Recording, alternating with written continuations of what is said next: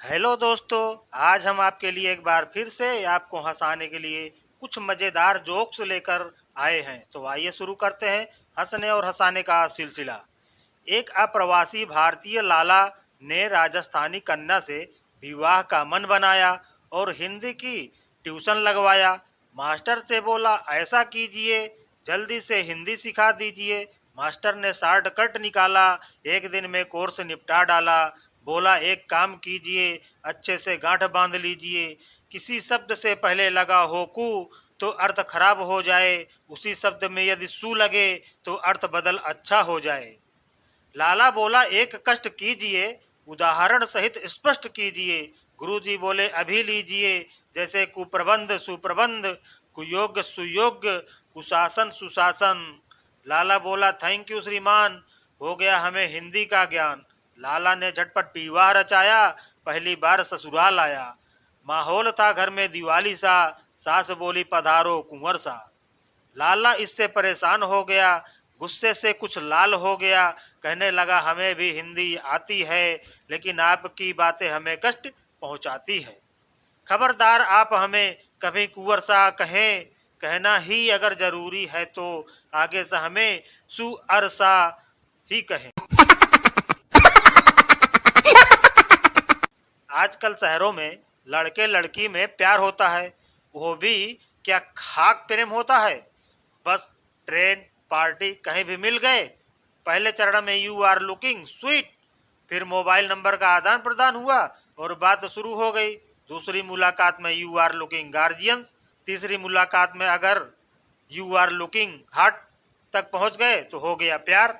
अरे प्यार तो गांव में हुआ करता था, साल भर तक चबूतरे पर बैठकर आती है जाती है देखते रहते थे।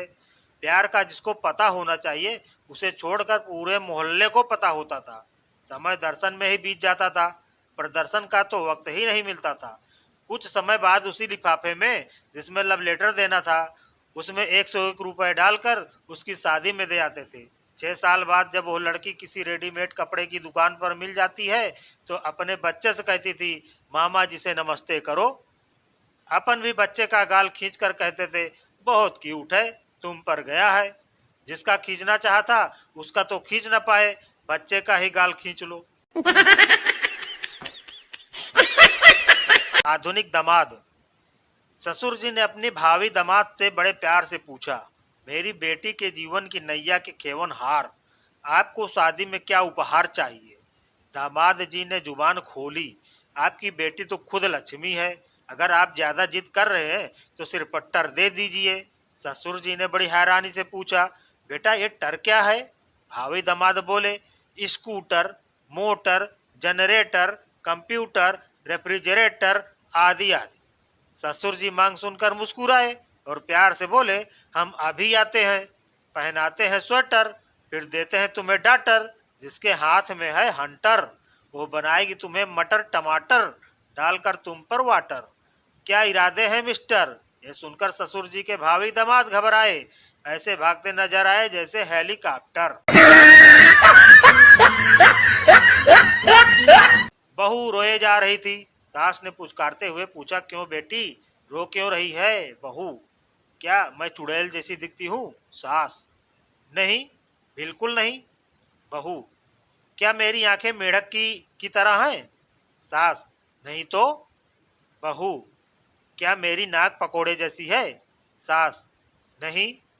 बहू, क्या मैं भैंस जैसी मोटी और काली हूँ।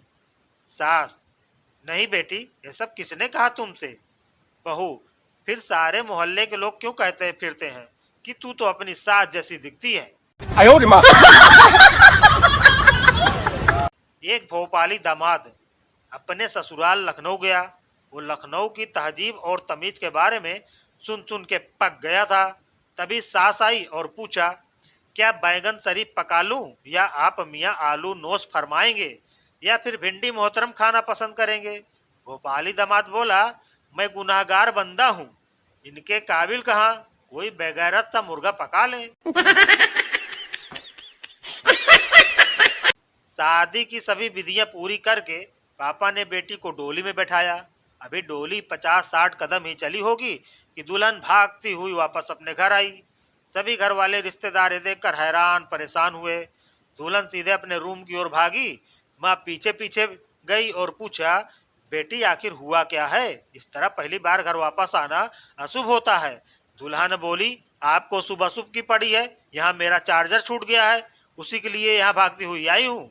आज रात को व्हाट्सएप और फेसबुक पर सभी दोस्त मुबारकबाद देंगे।